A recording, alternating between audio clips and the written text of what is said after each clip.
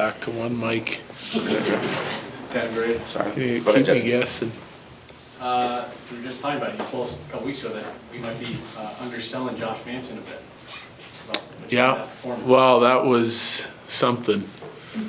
I mean, he had a Gordie Howe hat trick early in the second period, and then he just kept coming, right? He was involved in everything tonight. The physicality of the game and like what we just normally evaluate him on, the defending and all that was good. And then on the offensive side of it, I mean, he just had a fantastic night. So he was, like I said, in on everything, a big part of our win tonight. Ryan Boldy.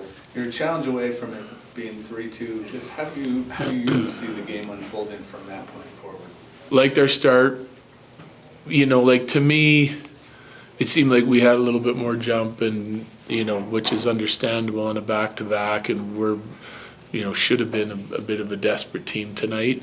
And then they had, it was probably only about a 2 or 3 minute push in there where they score and then score again on the offside goal. So at that point, that was pretty obvious it was offside.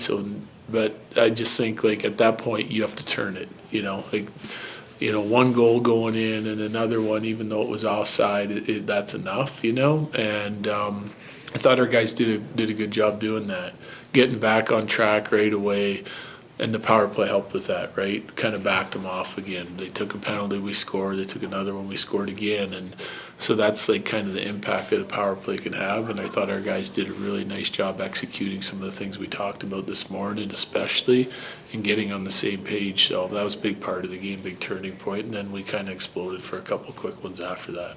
Kobe and then Colleen.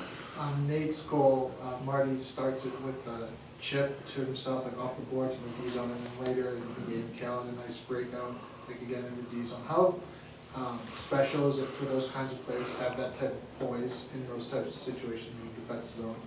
Yeah, well, a lot of your rush attack usually starts out of your defensive zone. Like you want to try and be dangerous out of all situations, whether it's a clean moving breakout or you're in D zone coverage and then you got a D zone coverage breakout. You want to be jumping with numbers. We have specific things that we talk about all the time, but even.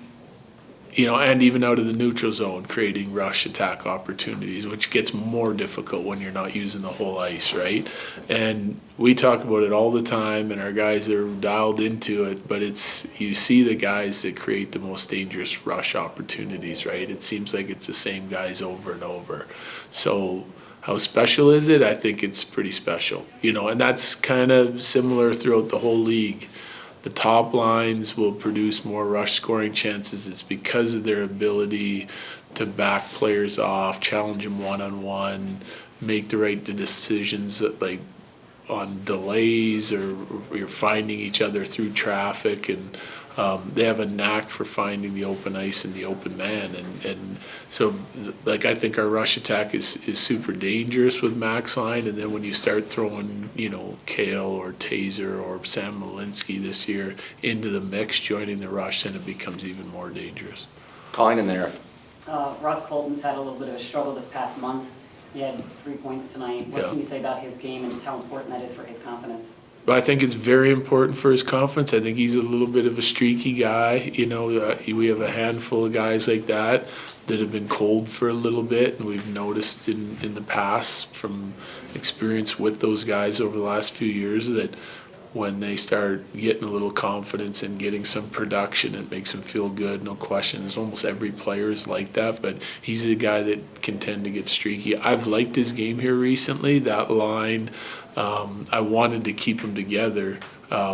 Colton playing with, Jury and Olofsson, because the analytics were really good on them for a while. So I kept them together, but it's important that we get Colts firing on all cylinders, which is why I bumped him up today and made the change from the Tampa game. Go ahead, Eric. Brock Nelson's scoring at like a 50-something goal pace over the last 27 games, and I think he's on pace for 40 now. Like, not to disrespect the player that he's been, but did you expect this out of him this year? Took a lot of heat when we signed him for his number around the league, if I remember correctly. And now you see what guys are signing for that play that position that are, in my opinion, not as good as Brock. We got a lot of confidence in him as a player and what he can provide. And I just like, with all the circumstances with him coming to us last year, I don't think it was fair to just take a little snapshot of his play from the deadline on and expect him to be the player that he was, comfortable in a situation that he'd been in for over 10 years on the island.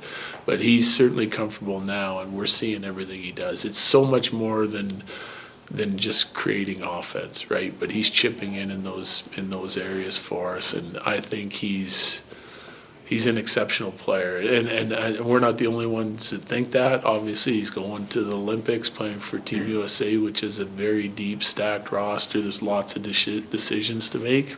So, obviously, we're really happy with this game, and I hope it can continue. Evan, go ahead. You guys were healthy on defense for 2 months, so Slovak just kind of had to wait for his turn. And Yeah. now he's got, I think, 3 games back. How do you think he's looked? Well, I think the first one was a little rocky. The second one started out rocky, and then he had a nice finish to the Tampa game. And then tonight, I thought he did a really nice job. I mean, that pass to Brock was exceptional. He was involved in a bunch of different areas for us. Like, we're looking for efficient puck moving in and out of our zone. The defending has to be good against his matchups, and then you got to try and help us provide some offense from the blue line, and he did that. He got a bunch of shots through. He makes a nice pass to Brock, so have to be super happy with that game. Last two, Ryan, then Bailey. I asked Ivan this morning if he saw every call-up as a major opportunity to prove that he belongs here at the NHL level permanently. He said, absolutely, this is the level that I want to be at. How do you feel like he performed? I liked him again. Yep, I liked his last call-up. I just spoke with him after the game. I liked his last call-up. I think it was some of the best hockey he's played for us. And I thought tonight he fit right in again and looked good in the middle of the ice. I've really I've liked Bardakov on the wing better than at center. The game seems to slow down for him a little bit more. Like, he's a heavy, hard-checking, competitive guy. But the game moves fast when you have a lot of responsibility in the D zone as a center. And I'm not saying he can't be a center, but since I moved him to the wing, I've really been impressed with his game. So that's why Ivan's here tonight to play center. And then that line, they played 10 minutes and with a lot of special teams tonight and did a really nice job against their matchup. So he's doing a nice job for sure. The second part of that is to earn a spot on their team. You got to beat someone out on their team, So it's not easy to do when you have a deep team, but he's certainly earning his call-ups. Finish with Bailey. The big conversation heading into this one is the adversity, dealing with a couple of injuries up and down the lineup. But given the 2-game stretch, maybe guys coming in with a little bit of a chip on their shoulder, how do you feel like they've worked through that adversity here tonight with the response? Good. I think when you see Landy go down you lose a couple players right on the start of the road trip, right? Blackwood, Taze, and then you go and you lose Landy mid-game. I think it kind of put us back a little bit. We battled through the second part of that Florida game, but we weren't great. We just didn't seem like ourselves. I thought we played hard in Tampa and fought for that game, and we didn't get the result we wanted, and it's going to be a little bit tougher with some of the guys out of the lineup, but obviously a big response tonight coming back home helps, and trying to get back on track. It's going to take an exceptional effort, and I thought we got it tonight. Thanks, Jared. Yeah, thank you.